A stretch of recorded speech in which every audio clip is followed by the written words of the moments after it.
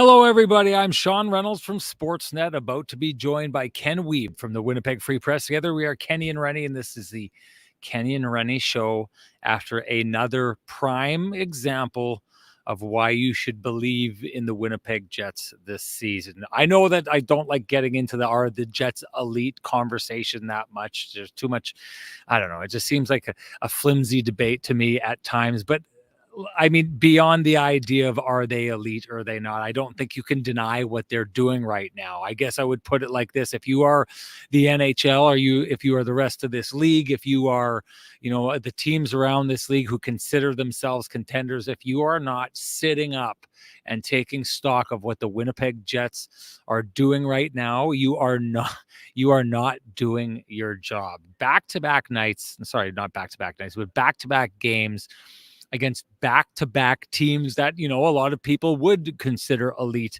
in the league right now. The Winnipeg Jets have not only beat the LA Kings and beat the Colorado Avalanche, they have, in my mind, laid a beat down on those two teams. And tonight against this Colorado Avalanche team, I know I was talking about this the last game, and I think I'd come away with the idea that I take a look at that team, and I think I've got a lot of confidence if I'm the Winnipeg Jets, and I'm heading towards a future that probably sees me needing to get past the Colorado Avalanche in order to win the Central Division in the playoffs. I mean, if I was saying that before, I feel like I'm locked in. I would put it like this.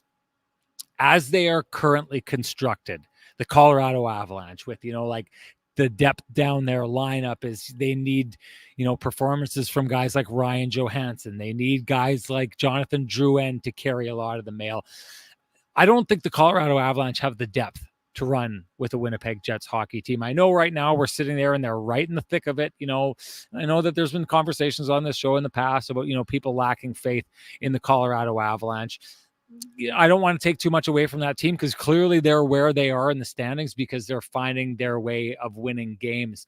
But this is 2 straight games. I take a look at this that I think, granted, Cale Makar wasn't in this game. An impact player like that changes things. I don't think it changes it that much. The Winnipeg Jets, to me, show that they are a class above the Colorado Avalanche in the games that they played. Now, however, Colorado is finding a way to win and be in the hunt for first place. They're tied in points with the Winnipeg Jets right now, although the Jets have a game in hand, which means the Jets, of course, are ahead of them right now in first place. I haven't seen what's happening in the Dallas Stars game, so if someone in the chat room could let me know what's going on in that game. I don't know what the tie break is either, because it looked like it was at the very least heading towards overtime, which means, Dallas is going to get a point, which means it's going to be a 3-way tie in the standings. But I just take a look at this, and I think as the Avs are constructed, they are not constructed to be able to handle a team like the Winnipeg Jets in the playoffs. So you walk out of this game, I think you have all the this is one of those confidence builders if you're the Winnipeg Jets, where you're thinking down the road of what, and this is how the NHL works, right? You take a look down the road and you think what the LA Kings did last year when they went out and got Jonas Korpisalo as a goaltender.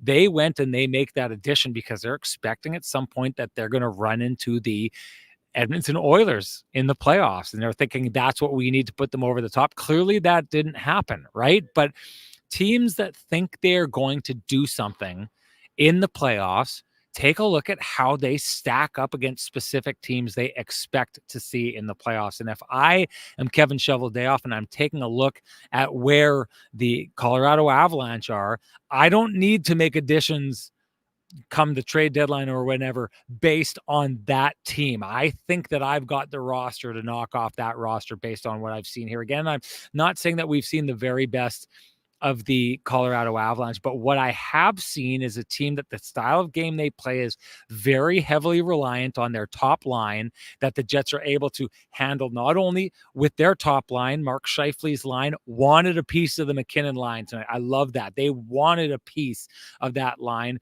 But because the Colorado Avalanche play that line so often and the Jets don't want to follow the balance with running their 4 lines, they're able to take and put out the 3rd line against them too. So there's nowhere for that line to hide and get easy minutes if they're playing the Winnipeg Jets, which is a problem. And then I go to it again, unless you're getting a lot more scoring from the defense. And boy, have the Jets made the Colorado Avalanche's defense look fairly pedestrian in the 2 games they've played them. But, if Makar can find his game, if Byram can find his game, if Devon Toews can find his game, well, that's a place that they can get offense clearly.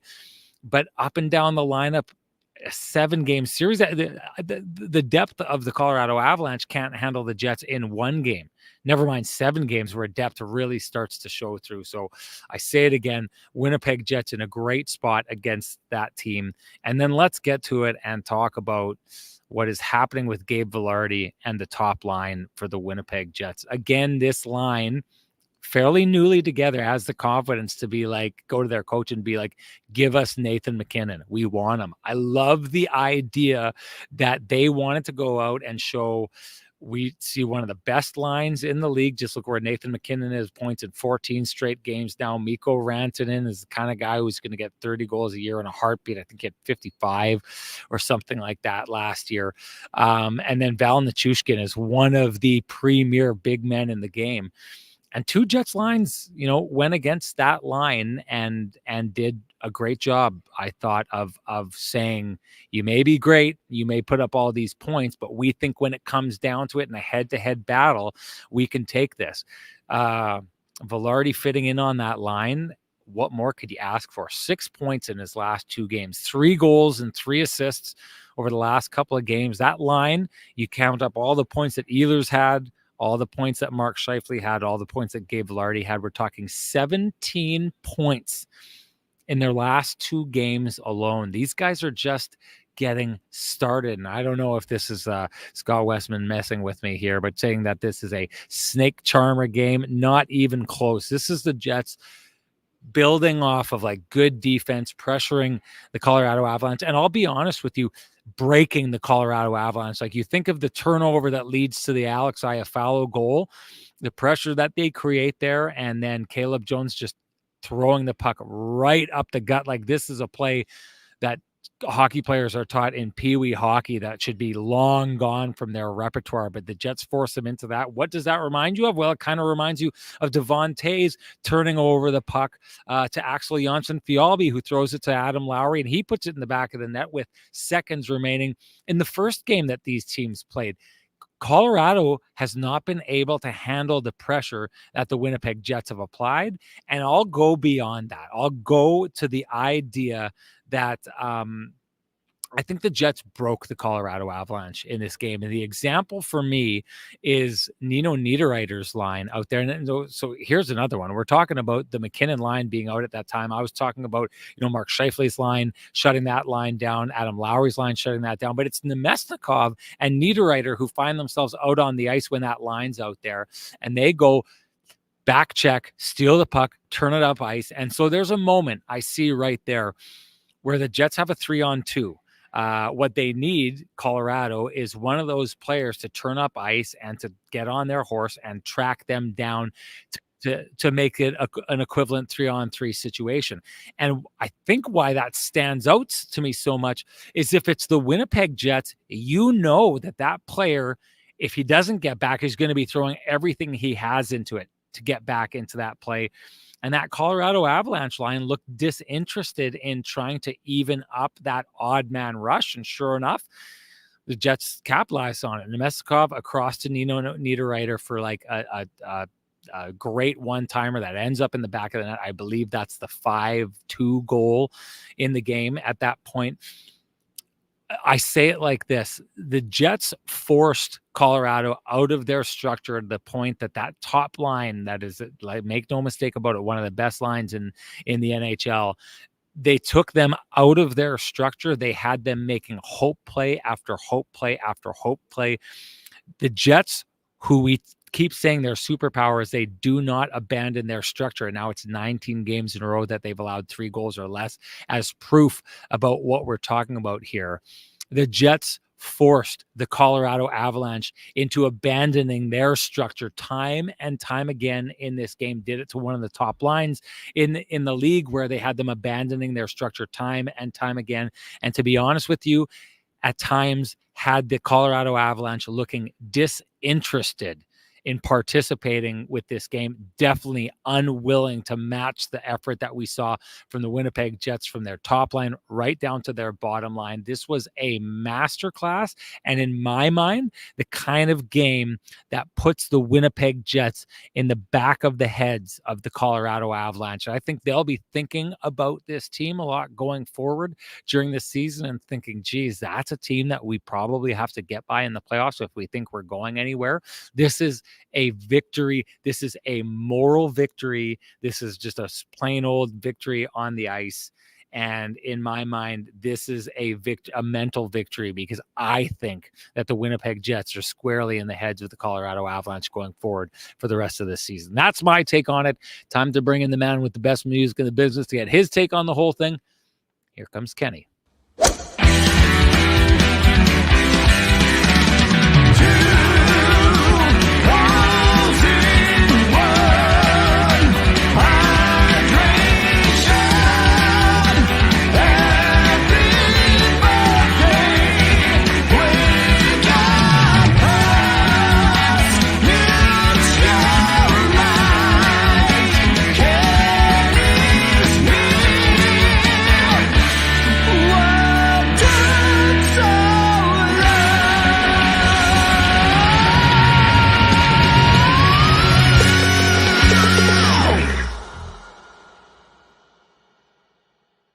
Kenny, we saw a lot from the Jets earlier tonight. What I'm seeing right now is a Vittorio man finally back in his suits. It looks like this is Kenny in his natural environment, because you look like $1 million.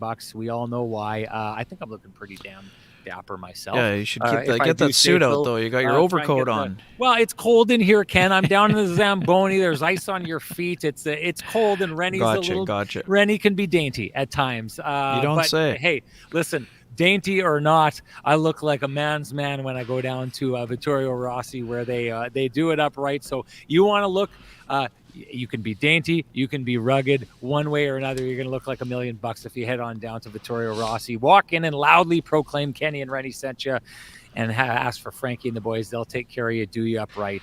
That's what I'm seeing from you right now, Ken. I want to know what you saw from the Winnipeg Jets earlier tonight.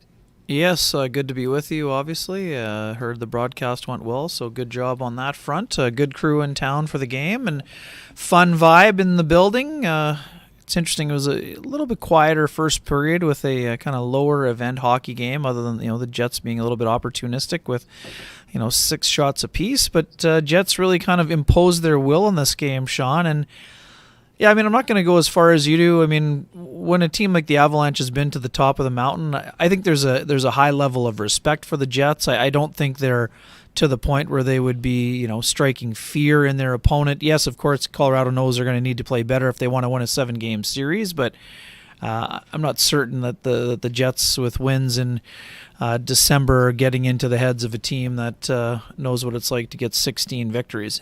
No doubt. I would like to say this before the game. We weren't able to get this story into the game, but talking with Jared Bednar before the game, he referred to the Jets coming into this game. He referred to the Jets as a measuring stick team. So, sure. I was talking about it earlier on, like, are the Jets elite? Are they not elite?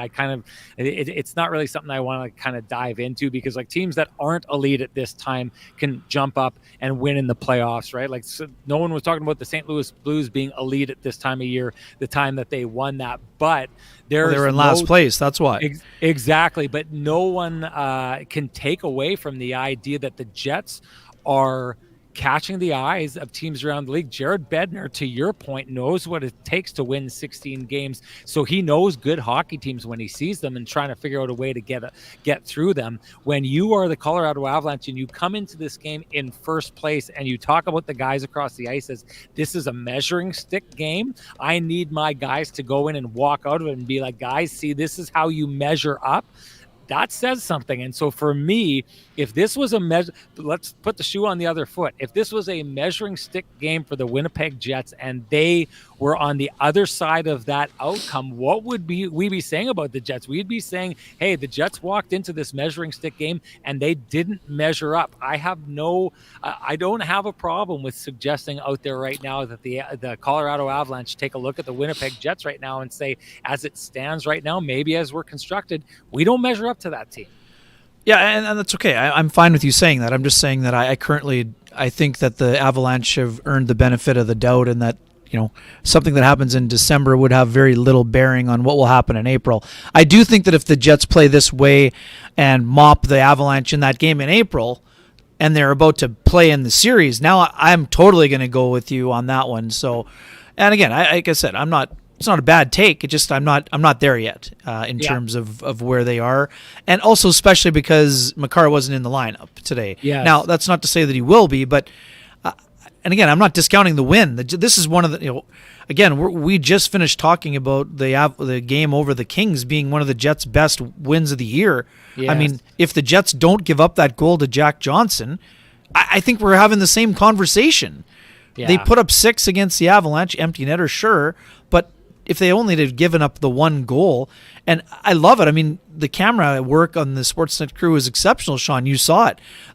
If it didn't matter, look at Rick Bowness. The game was well in hand. It looked like they had just given up the game-winning goal in Game 7 when Johnson scored the goal with the look of anguish on Rick Bowness's face. So the Jets still are able to play another defensively sound game. Connor Hellebuyck's solid, but didn't need to be spectacular in the game again. They completely blanketed the Nathan MacKinnon line, Sean. Yes, MacKinnon extends the point streak to 14, but whether it was Mark Scheifele's line or Adam Lowry's, Nathan MacKinnon was the second best line on the ice tonight in his matchup. So, and that's something that you don't see all that often against anybody. But I think that the Jets were definitely up for this game. It's one of those things where, for me, in the first third of the year, a team can come in and have your number. But I mean, the fact that Jared Bednar, Sean, you were there with me, he said this morning it mattered to the Avalanche because he said they beat us and we'd like to repay the favor. Yes. And when you say you'd like to return the favor and you get smoked 6-2, that I know that's probably why you're saying that's a game that could linger with them for a while. Again, we're going to focus on the Jets. But Sean, I mean, you were working the room like I was.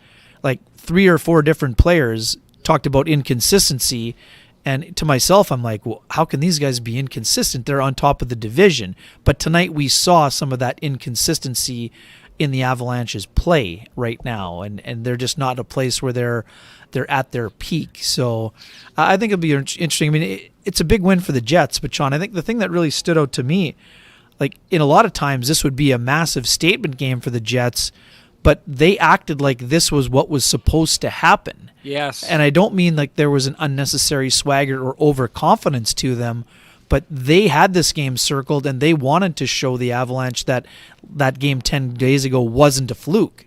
And then they went out and put their foot on the gas and kind of left them in the dust, quite frankly. So, I'm very impressed by this game. And like I said, I think in its own way, this was equally impressive to the Kings game, and in some ways more impressive because of the Kings right now are playing better than the Avalanche, I guess, to a degree, but based on the firepower and what we've seen from Nathan MacKinnon and Mikko Rantanen over the years, I would put this game in a very similar category. I don't know if you agree or disagree, but I think this was another complete game. Like, they kind of took the Avalanche out of it by having a low event first, but walking into the room with a 2-0 lead. Okay, I actually put the Kings game ahead of this game for their best game of the year. I think the reason why for me is, I had a conversation with Rick Bowness afterwards.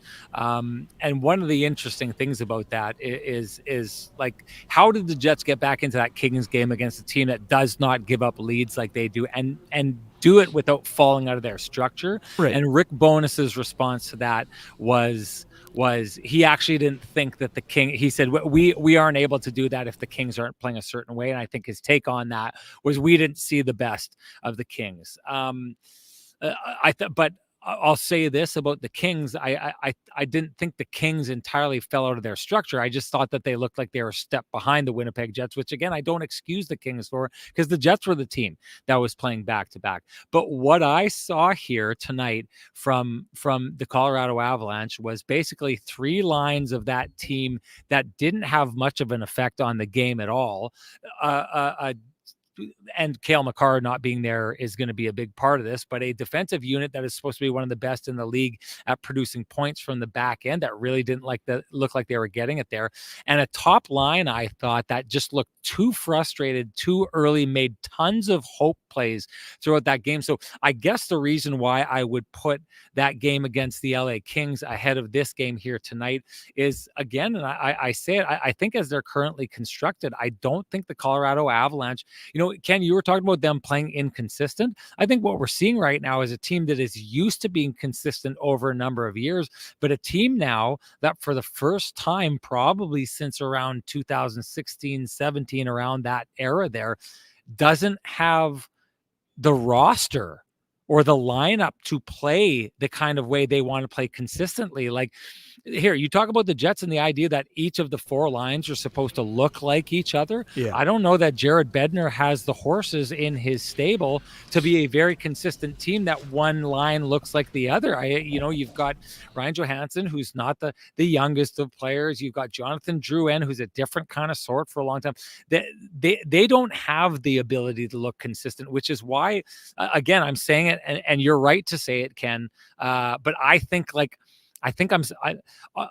not trying to be first or trying to be early on this, kind of announcing that the Colorado Avalanche I don't think are a danger to the Winnipeg Jets. I guess I'm just calling it because this is what I see right now. I don't see how that lineup as it's constructed is able to hang with the Winnipeg Jets, which is why I'm saying that. But to go back to the overall thing, the Kings I don't think had their best game, but they at least stayed in their structure, and the Jets were able to fight through that structure and win that game. This, to me, was a team that entirely ran into a really good Jets team, did not handle it well, and kind of fell apart on the night, which I think I'm going to go to it here.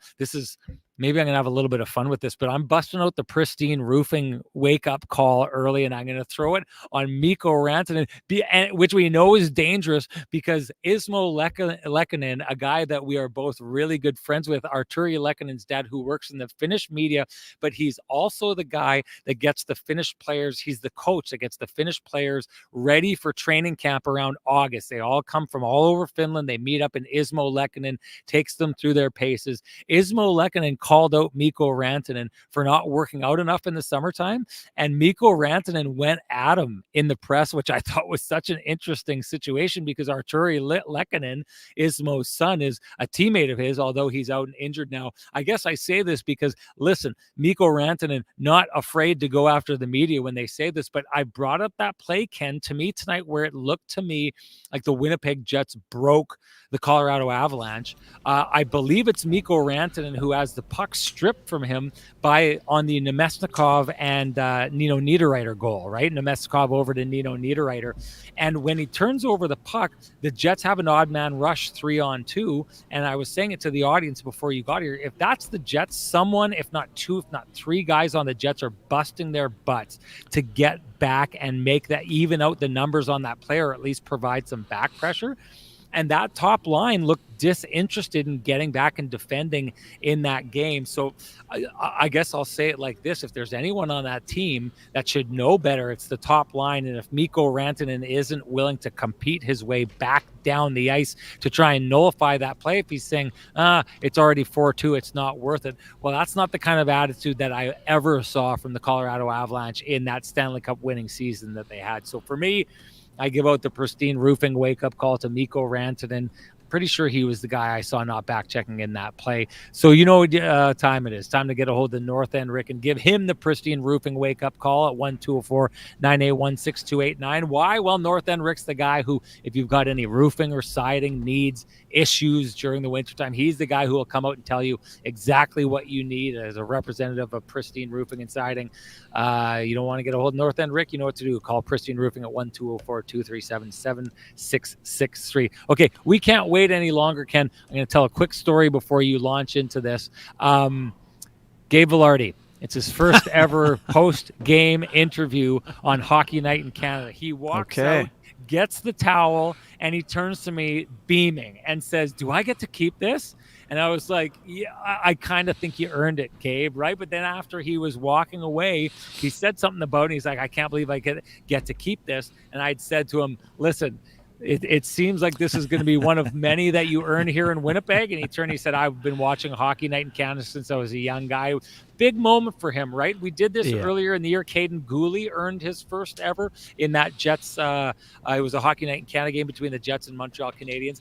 One of my favorite parts of this job, Ken, representing an institution, a hollowed institution like like Hockey Night in Canada, is when you see those players who are studs turn to you, who is, I said it earlier, I'm just a dainty guy looking great in a Vittorio Rossi suit, and they turn to you with this kind of like reverence, not reverence for me, but for the moment that they're in, to like sit in on those. It is one of the coolest moments of being part of Hockey Night in Canada. That was so neat. But like I'd said, Gabriel Vilardi no doubt earned that here tonight. He earned it last game, 3 goals and 3 assists in his last 2 games. What is up, Ken, with Gabe Vilardi? Yeah, it's just an impressive section. And hey, I know how the guy feels. I mean, we're coming up on the 1-year anniversary of the hit from Pittsburgh at the game that you were at with Elliot and Ron. And it's emotional for everyone, and especially for a guy like Vilardi who's gone through a lot, not only in his career, but in this season, all over this season. I mean, it's been absolutely ridiculous to see what he's been going through. And he's just in a situation where he's starting to kind of, I wrote it in my column here, he's making up for lost time, and it's absolutely ridiculous what he's been able to do in this stretch. And, honestly, the scary part, I think, for opponents, he's just starting to scratch the surface. Totally. And what he does, I mean, we were talking about this when he came into the lineup. It was only a matter of time before he was going to be back on that line with Mark Scheifele. And yes, the configuration has changed to Nikolai Ehlers from Kyle Connor, but this is a guy who his skill set is absolutely tailor-made to play with Mark Scheifele. Just what he does in terms of his big body, willingness to be patient with the puck on his stick. And just his ability to make smart plays, whether that's for himself or for others. And it's just really impressive. And I really think that he's going to, I said this going into the year, I thought that Gabriel Vilardi could easily be a 30-goal guy. And even though he's missed almost a quarter of his season, I would, we'll get to it a little bit later, but like I'm buying Gabriel Vilardi being north of 20 goals this year. And even though he missed a quarter of the year, and that's because he's not only a one-way player. This guy's playing great defensively, does a lot of good things. And Sean, we saw the feisty side of Gabriel Vilardi in a couple of interviews this year. Yeah. First talking about Blake Lizotte, and then afterward basically telling the LA Kings it's going to be a revenge tour basically for the next decade. And today he got into it off a face-off with Josh Manson pretty much right in front of you in the corner of the Zamboni door. And guess what? Josh Manson's the guy he beat to the Nikolai Ehlers rebound and stuffed it home. And then he didn't go back in his face, but you knew that Josh Manson knew who got the goal as well on that play. So I love that fire that we're seeing from Gabriel Vilardi, because I was not aware of this side of him. And I mean, that's a side of a player that is only going to, enamor him to the fan base, but also to his teammates, because it's just another welcome sign for a team that has lofty goals. I love the way Gabriel Vilardi is playing. And again, I think he can be a dominant force. This was an unbelievable job of scouting by the Winnipeg Jets. Went back to the amateur days, but on the pro side, when they were looking for people they wanted to get back in that trade, Vilardi is the centerpiece of the deal. And, I don't care about the numbers right now, because those numbers are only going to grow in time here, because this guy's the total package. I mean, I'm impressed by a lot of what he does, and I think he's only going to get better here, Sean. Tonight, Vilardi, 2 goals, 16:47 of ice time, 19 shifts, 4 shots on goal, 7 shot attempts. I mean, this is a guy who's impressive. Hey, we should jump into this because Schickster knows the drill here. He says, I'm buying 55, 27, and 13. Probably where we should go, but why don't you give a shout out to Sweet Lou while we're at it here? Sure. While we're getting into the early buy and sell, Yes. you can contact our main man, Lou Ferlin of Royal LePage Dynamic Realty. If you have realty needs you'd like to have met, and much like we say about Vittorio Rossi, tell Sweet Lou that Kenny and Renny sent you. When you call him at 204-791-9971 or at the office 204-989-5000. His email is lou@louferlin.ca. That's LOU@LOUFURLAN.ca. Lou Ferlin, excellent realtor, excellent human being, and excellent supporter of the community, including the podcast community and our show right here. Main man, Sweet Lou. Okay, let's do the buy and sell. I'm going to jump in and go first, and because I have no... I've already gone first. Yeah, well, I don't have any creative bones in my body, so I'm just going to follow along and say I'm buying that line. I'm buying that line entirely, to the point, Ken, that I think the Jets need to think about where they take and put Kyle Connor when he comes back, and what kind of second line, if you want to call it that, they create with him. Now, if it's interesting, quick conversation with Jamal Mayers, who we know, Ken, has come in here in years past and thought to himself, like, the effort level that we've seen, we won't name the players specifically, but the effort level that he was seeing from some of the players with the Winnipeg Jets. Jamal Mayers, who was like a heart guy while he played, had a problem with that kind of stuff. He walked in and I said to him after 2 periods, how different is this team? And he's like, oh my God, like it's night and day. And he'd said, if this team's going like this, Cheveldayoff has to go do something significant at the trade deadline, because your players deserve to be rewarded for playing like this and this style of game. So I think you get into the idea of what can they go out to build something. But I'm buying the idea of finding a different place to go for Kyle Connor. Why? Because I'm not saying Gabe Vilardi isn't a guy who could do it in different spots, and I'm not saying Nick Ehlers is a guy who couldn't do that either. But what we are seeing here is Gabe Vilardi kind of transforming into what the best version of what scouts thought he could be when he was drafted and when he was younger and played for the World Juniors and Team Canada and all of these kind of things. Mark Scheifele, who I've been on the record as saying is this team's MVP. I've said this in the past. It was one of the arguments that I made about, leaving Iafallo on that line. Mark Scheifele, in my mind, is good enough that he should be able to take. He doesn't need a sidekick on that line or an equal player like Kyle Connor in order to drive people. He's good enough to take Gabe Vilardi, who is experiencing the best version of himself at the NHL level. And I would argue because he's alongside Mark Scheifele, Nick Ehlers is another one. We all know Nick Ehlers is a player who's capable of doing a lot.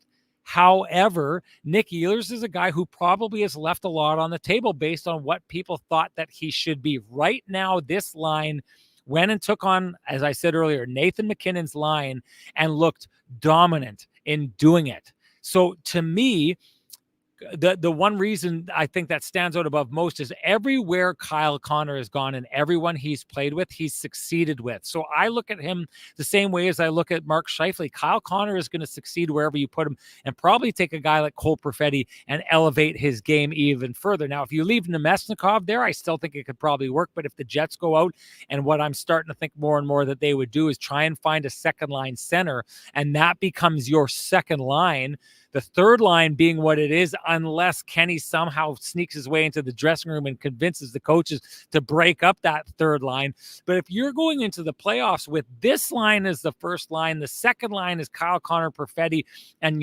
someone else that you go get, and your third line is this Adam Lowry line, that is the kind of depth that I'm starting to look around the league, Ken, and think, I don't know that there's other teams that can match it. So I'm buying what I'm seeing from this top line, not just saying, oh, it's pretty good, I want to see where it goes. I'm buying that this line has the makeup that can make it the kind of line that most other teams in the league cannot handle, most other top lines cannot handle. I think that's saying a lot.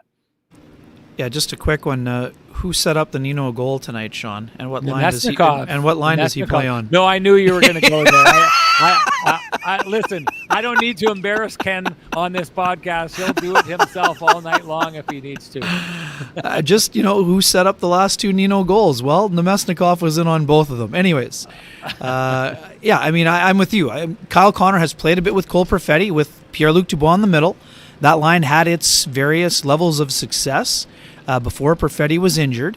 Konechny's not traditionally a center. He's played more wing at this level, but he's certainly someone of interest. We know this. We know the Jets would have drafted him if he wasn't selected one player before Jack Rozovic in 2015. So he would be someone they're looking, but then it would be Perfetti. They'd be banking on either Nemestikov or Perfetti on that line. So I think it'll be interesting. I mean, I'm not willing to go quite as far as you, but I do think, hey, we've been talking about Nikolai Ehlers and his ability to get himself, and we're talking about Vilardi getting up to speed. Well, hey, a lot of people were wondering, hey, where's Nikolai Ehlers at in the first 10 or 12 games? Well, Nikolai Ehlers is now at 10 goals and rising. I mean, I've said this before. I think Nikolai has the capability of being a 40-goal guy if he's healthy.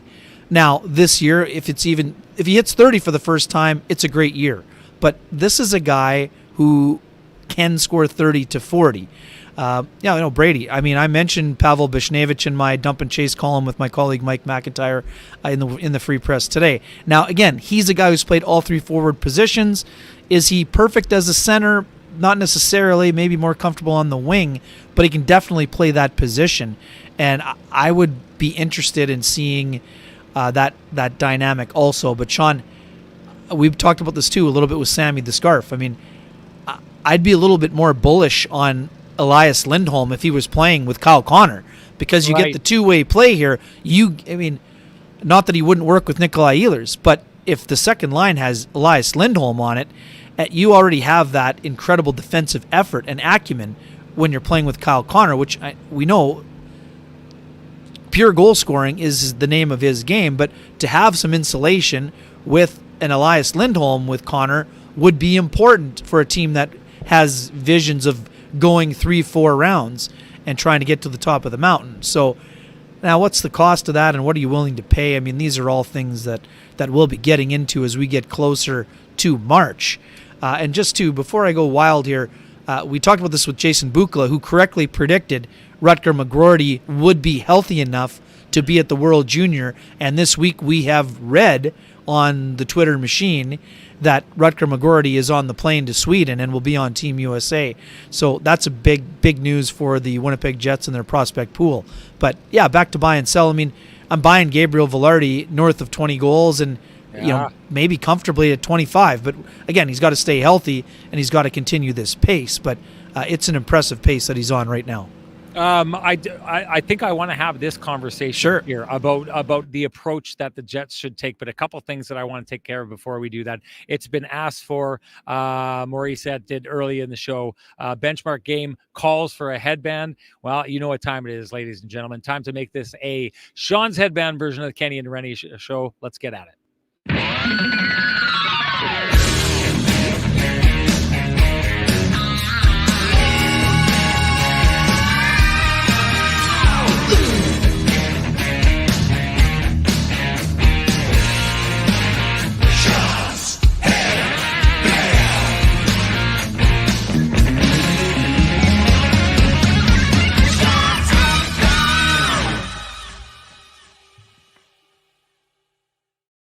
And Ken, before we go too far, we should touch up and close the conversation about that top line because they've been phenomenal. What a move it has been to move Gabriel Vilardi onto that line. It has really paid off. And hey, if you're looking to pay off high interest credit cards or debt, we suggest you go talk to our friends at Cambrian Credit Union about their payoff loan. They can show you how taking out a loan to pay off your debt actually gets you debt free faster, and you can save thousands of dollars. Go to cambrian.mb.ca to book an appointment online. Okay, let's get into this. I contend, as I was saying here, now we take a look at what Kevin Cheveldayoff has done at trade deadlines of the past. And last year I had suggested like that team, the way they had played, just like Jamal Mayers was saying today, this team he thinks is earning the right for to be rewarded by their GM. I didn't think that the Jets, the way that they were playing and falling apart at the end of the season, were earning the right for Kevin Cheveldayoff to go all in. He doesn't. What he goes out and he turns it into like, let's actually try and lock stuff going down in the future. We know he can play that game. And so I think a lot of times people say, well, that's his MO. Kevin Cheveldayoff's MO is going out and getting settle guys that, they can add to the future and all those kind of things. But different trade deadlines call for different things. And I'm going on the record now and saying the way that the Jets are going in this direction, because of how things have gone in the past, because of the window that the Jets had, because of certain, trade deadlines where they didn't approach it like that. I don't think, especially if the Jets keep playing like this, but I think knowing what the capability is in this dressing room and where Rick Bowness has this team, I don't think you can take a year like this is shaping up, where the Jets are stacking up against the best teams in the league the way that they are.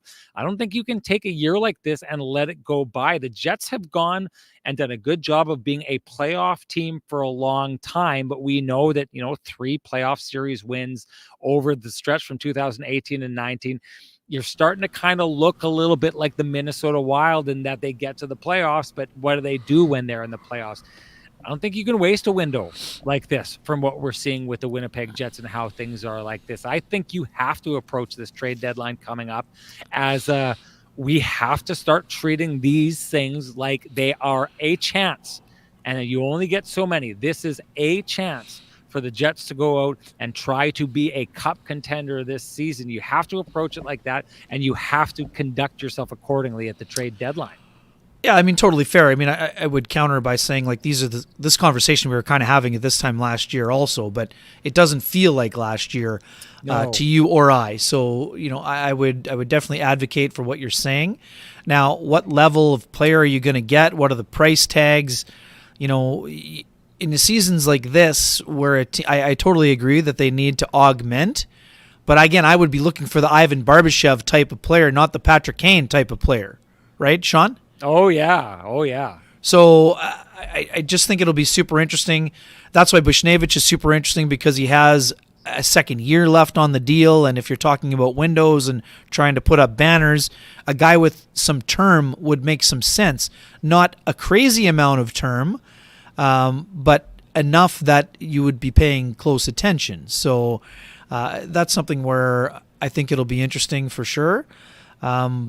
But yeah, I mean, we're going to start putting lists together and things like that. We've been starting to talk about players, but the lists are going to come together. Now, is it a second line center? Is it a, top 4 defenseman, right shot defenseman? I'm not sure. Another good game for Nate Schmidt.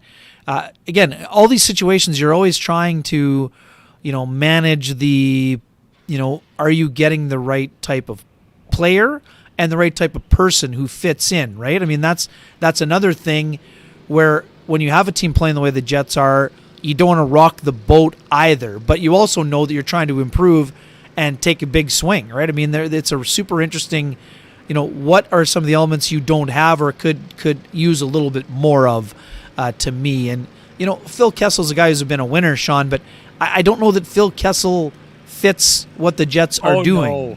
God, that to me is not a fit. He couldn't keep up. Sorry, I don't mean to toss it out in hand, but I mean, this is a player who got taken out of the Vegas Golden Knights roster and became a black ace in the playoffs last year, right? And I think what we're seeing from the Jets is an ability to have the depth and play a grind style, fast pressure game, the likes of what we are seeing from what we saw last year in the playoffs from the Vegas Golden Knights and what we're essentially seeing from them again this year. I mean, who would you be at this stage? Who would you be taking out of the lineup to put Phil Kessel in? Like, the Jets don't need more goals. They need guys who can back check and forth. Like, the Jets want to create offense by back pressure and playing great defense and turning the puck up and catching teams in transition. That's how they want to do it. I don't know that was ever really a game that Phil Kessel played, but it's definitely not a game I think he can play right now, Ken. You're muted. Sorry, buddy. We got the classic Zamboni man flying around here, so we're trying to keep that as best we can here.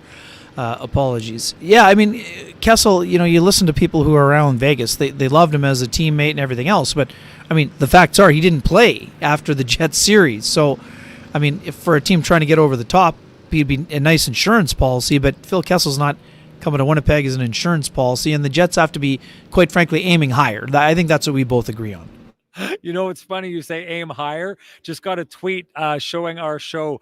Mike Russo, extremely respected hockey writer out of Minnesota, used to cover the Panthers way back in the day, has joined the room in the chat here. And he says, I feel like Weeb's World needs to try harder. And I think what he means is, you know, I'm out here, I'm rocking the headband. You need more. You need more. So along with the theme of what you just said, Mike Russo says, I feel like good to see our main man Mike in there. Love to see it. Wait till Mike hears your take about breaking up the third line, and then he'll really. Well, hey, he's also quite familiar with Nino Niederreiter, so no doubt. We should send Mike a link. We should send Mike a link and see what he thinks about the Jets. We know he's been watching them a little bit. Another time, we'll get him on. Interesting, no doubt. Well, hey, God, I'd love to have him on the show. He's actually someone we should have dug in for an hour show on the Kenny and Renny long form. But okay, I'm going to go in this direction before we start getting into the fun of the Johnston Group. Got you covered. Play of the game, TCB, Lamplighter, and the Keg save of the game. We got to talk about Nemesnikov now. We have to talk about him. I didn't want to bring him up because I knew what you were going to do. You were going to turn it into, oh, he did his thing and he got his assist with Nino Niederreiter. And you were going to turn it into another unwarranted break up the third line ramp. But since you've already done that, we can feel free and go there. Talking with Rick Bowness yesterday a little bit about the broadcast, and he had said something I'd said on this show. He's like, you want to see that second line start having troubles. It's when Nemesnikov went out with an injury, and now you see him come back and what's happening with Nemesnikov. Just a word, Ken, on what Vladimir Nemesnikov has meant to this team. It's funny because we're sitting here and bald-faced talking about the need to replace him at second line center. But this guy has not failed the Winnipeg Jets in any way, shape, or form this year. In fact, he has earned definitely above his pay grade. But, like, when are we going to start talking about Vladimir Nemesnikov and suggesting maybe no one should be taking him or supplanting him off the second line? Because has there been a more consistent performer on the second line this year for the Jets than Vladimir Nemesnikov? Yeah, Vladdy's been fantastic. I mean, I should just say this, though.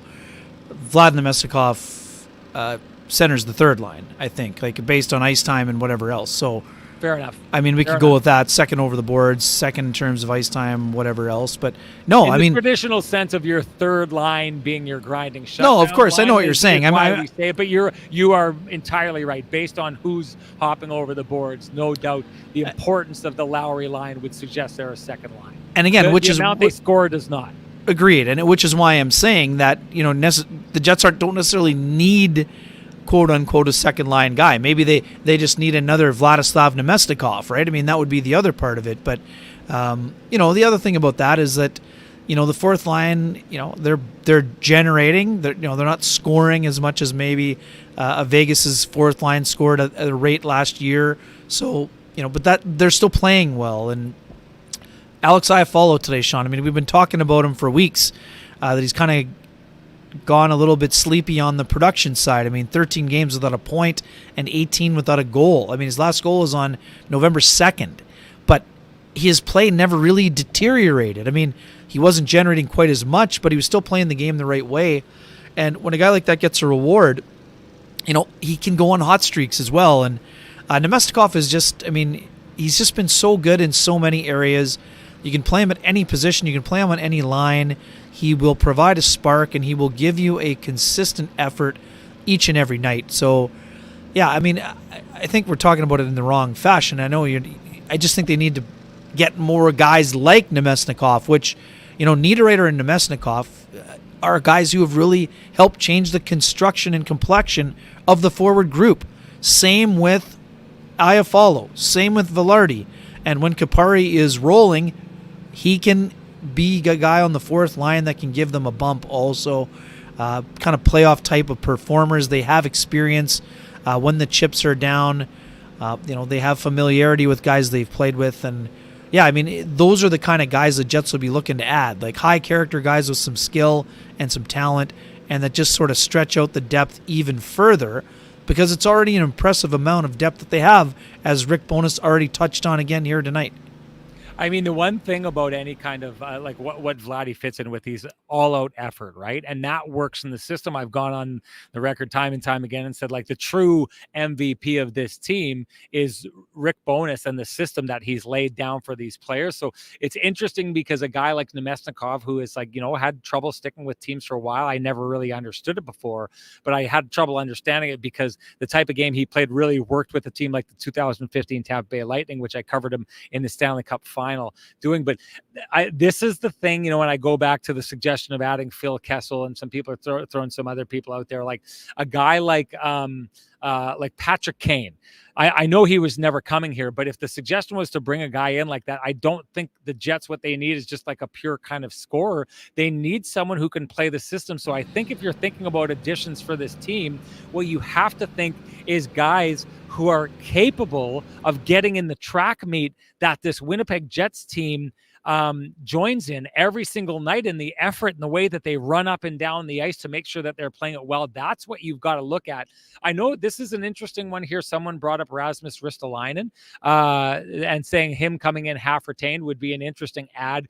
It's an interesting ad, I think, for a number of reasons. Now, I know the analytics community has not liked Rasmus Ristolainen for the majority of his career. Saw a really interesting quote from him in the season that he's having, and he's part of what we're seeing in Philadelphia right now, is a team that is surprising a lot of people.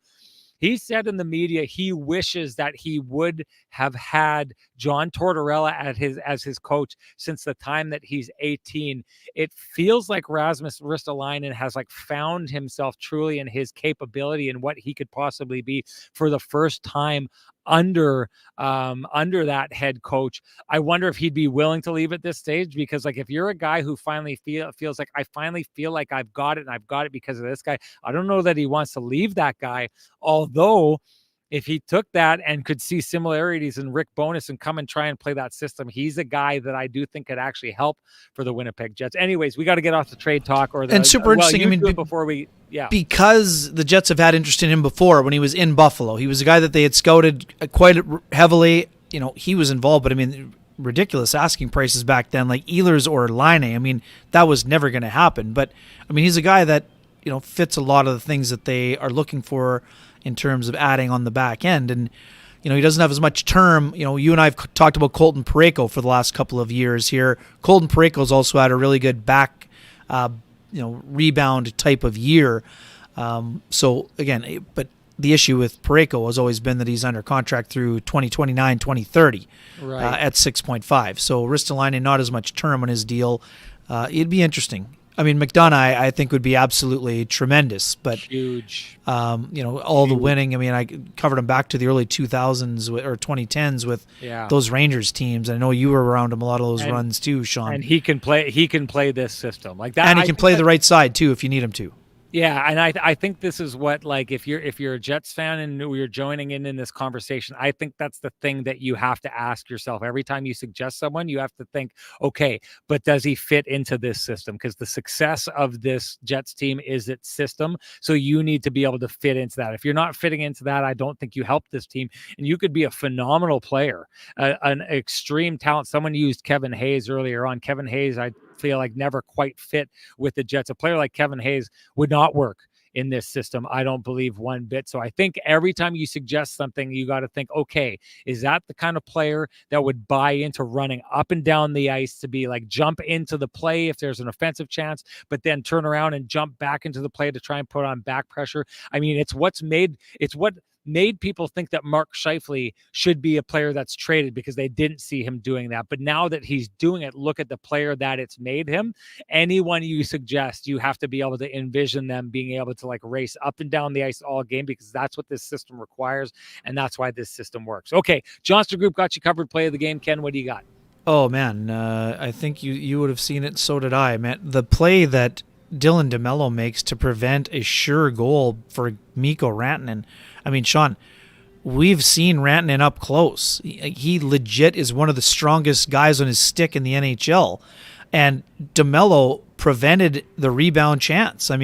He got his stick down and then leaned on it, right? That was just an impressive play. Great awareness, knowing that Rantanen is kind of parked in that spot. And then to beat him to the puck, I thought was just an absolutely like prime time example of why we hand out the award from the OGs.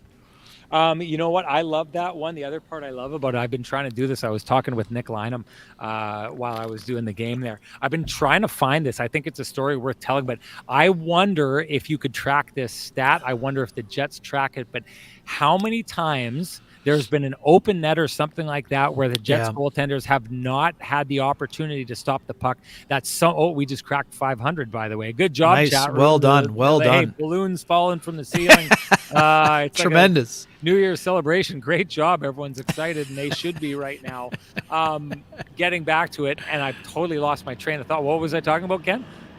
Puck open nets that were prevented by smart defensive plays. I don't know if anyone covers this stat or carries this stat, but I wonder where the Jets rank as far as teams that steal goals away from other teams where their defenders steal goals when their goaltender is likely beat in that play. That was one of them tonight. I brought it up to my producer, like trying to find a way to tell that story and see if we can, get some statisticians to work on it. But I think that would be a phenomenal play. In the long and the short of it, again, I talked about tonight earlier, Ken, that the Jets just, in my mind, clearly outcompeted the Colorado Avalanche, and that is one place where the Jets always compete. They never give up on keeping the puck out of their net, and you see it time and again, Ken, when they have an empty net, we don't see it often the way they're playing right now, but when they have the empty net, they're so hard to score on in the empty net because they compete and they don't just give up on the play and say, it's not our night. Like whether or not they can get back in the game. I'm telling you right now,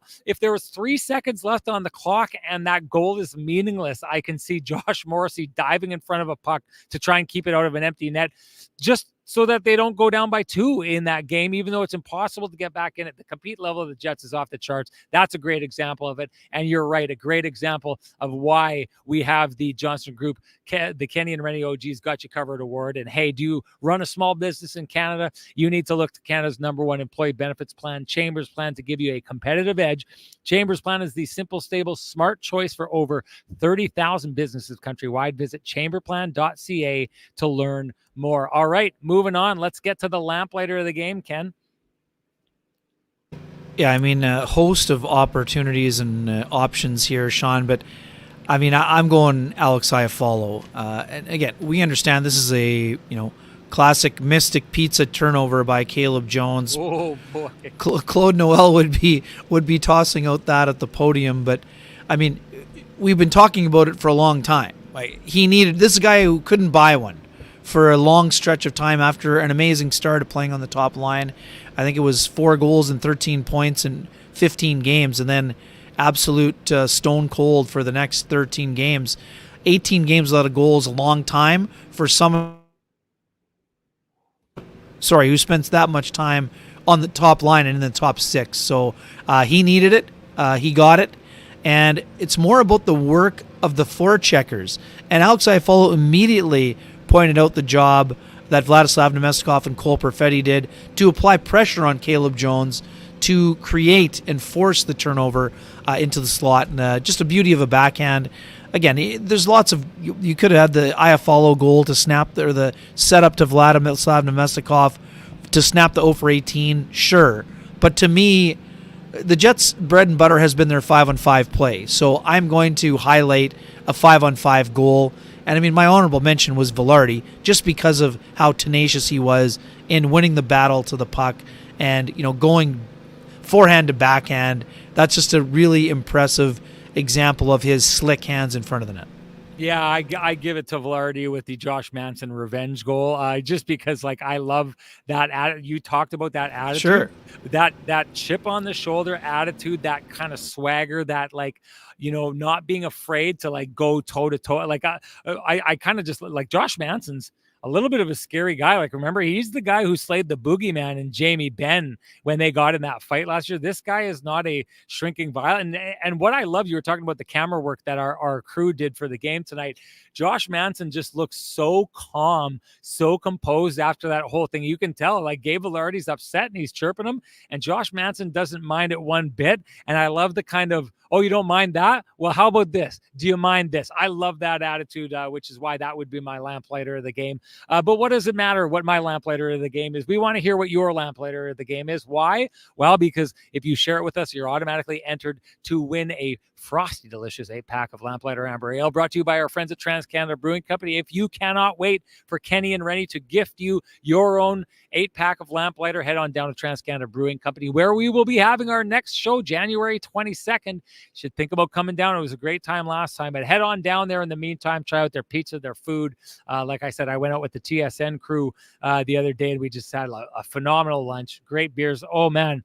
If you like they get really funky at Christmas time with their Christmas beers. They got like a Christmas orange one, essentially. I think they've got like a Bailey's Stout or something like that. Lots of really great stuff there right now, and it won't be around for a long time. So if you're the kind of person, if you're a little bit of a foodie or a beer-y or a brewery, whatever you are, you don't want to miss that, because when it's gone, you don't have until next year. Anyways, that's that. Now that we know that, let's announce the winner. And the winner of the Lamplighter is Matt Heinen, who I don't recognize from the show. Matt Heinen was on the show last time, popped in there, knew enough if he was new to share his lamplighter or followed instructions, just like we're talking about here. So Matt Heinen, if you're back, you know what to do. Direct message me at SN Sean Reynolds. Send me your full name and send me an email, and I will send you a voucher for your very own frosty, delicious 8-pack of Lamplighter Amber Ale, brought to you by our friends at Trans-Canada Brewing Company. Okay, on to the keg save of the game. Ken, what do you got?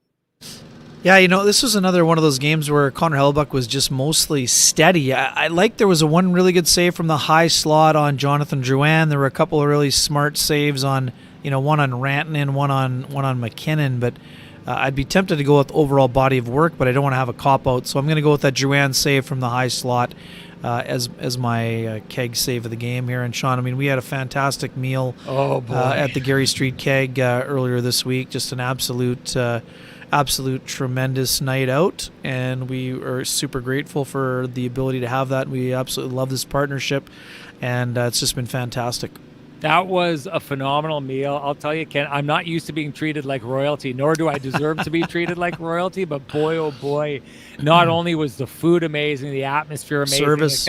What a great place to be at Christmas time, right? Like all the Christmas parties going on all around there, but like service was amazing. Food was top notch. The wine list is great, as you know, and Stacy knows, because it's funny. My wife had said she loves going out with Stacy because she just shuts her brain off, and she's like, you get the wine, and it's always a great experience, just like it's always a great experience at the keg. So Ken, great pick. You at home should share with us your keg save of the game. If you do, you're automatically entered to win a $50 gift certificate to the keg. We give one out every single show, usable at any of their 3 fine locations in the city, each location finer than the last. And the winner of the keg save of the game from last game, that would be Nicole 2998. Nicole 2998, you have won a $50 voucher or gift certificate to the keg, but first you need to claim it. You do that by direct messaging me at SN Sean Reynolds. Send me your full name. I don't think your last name is 2998. If it is, that's I don't know, you're probably like some kind of futuristic cyborg woman or something like that. Anyways, full name, email, send it to me, and I will send you your very own $50 gift certificate. What a time of year to use it at the keg. $50 gift certificate, usable at any of their 3 fine locations in the city, each location finer than the last. That's it for us. Ken, anything you got to say before we get going? No, fun night, and I went for the doubleheader. Had a great birthday dinner with some of my Altona crew over at the McGillivray location yesterday as well. So absolutely fabulous. A double dip of the keg, always a good thing. Yeah, excellent. Oh, there's Nicole. She's here. Perfect. She's here, so she knows what to do. You know what to do. Okay, that's it for us. Before we do go, I want to say, holy smokes, breaking 500 here tonight. We know that people have loved the wins this year. Maybe I need to give this out on a win instead of a loss. I've been calling out the folks who are scared to come to the show after the losses, but it's a strange year because our numbers during losses are a little bit lower than we're expecting or have had in the past, but they're huge and massive on the win nights. So I will say to all of you who showed up because you're enjoying what's happening right now, don't be scared of the losses. Come join Kenny and Renny. It's a great place to drown your sorrows because we're friends with people at a brewery and they do a good job of drowning sorrows as well. So anyways, so much appreciation coming from me and Ken for how many people piled on here tonight, as we also appreciate our sponsors, because as we always say, if you appreciate the conversation conversations happening in this space. Please appreciate our sponsors who fight to keep the conversation going in this space. And for us, that's Vittorio Rossi, Cambrian Credit Union, the Kenny and Renny OGs and the Johnston Group, Sweet Lou Furlan, Pristine Roofing and their wake-up call, TransCanada Brewing Company, and of course the Keg. Thank you so much to them. Thank you so much to all of you. 2 more Sportsnet games coming up here right away on Monday. The Montreal Canadiens back in town, and on Wednesday, a Wednesday night hockey game. Jamal Mayers will be on for this one. Bartz is going to be on for Monday and Wednesday. We will have Cheech coming in on Wednesday.